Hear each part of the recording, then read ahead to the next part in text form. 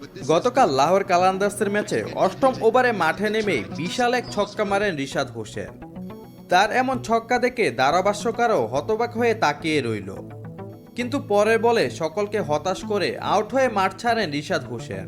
প্রিয় দর্শক, Pakistan super league PSL এর শুরুটা দুর্দান্ত হলেও চতুর্থ ম্যাচে এসে ব্যর্থতার স্বাদ পেলেন বাংলাদেশের তরুণ লেগ স্পিনার রিশাদ হোসেন।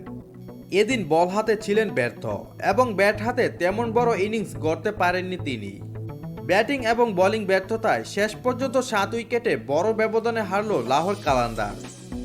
গত বৃহস্পতিবার গাদ্দাফি স্টেডিয়ামে টস হেরে আগে ব্যাট করতে নেমে মাত্র 129 রানে গুটিয়ে যায় লাহোর কালান্দার্স। তবে এদিন ইনিংসের অষ্টম ওভারে ব্যাটিংয়ে নামেন রিশাদ, কারণ তখন মাত্র 45 রানে 6 উইকেট হারিয়ে বসে দলটি। তবে জবাবে ব্যাট করতে নেমে পেশোয়ার জালমির বিরুদ্ধে শুরু থেকে চালিয়ে খেলতে থাকেন রিশাদ।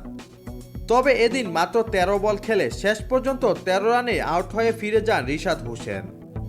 এদিন বোলিংয়েও তেমন চমক দেখাতে পারেননি রিশাদ হোসেন। 2 ওভারে একাধিক বাউন্ডারি দিয়ে ফেলেন তিনি। প্রথম ওভারে 7 এবং দ্বিতীয় ওভারে দেন 11 রান এবং উইকেট শূন্য থাকেন এদিন রিশাদ হোসেন।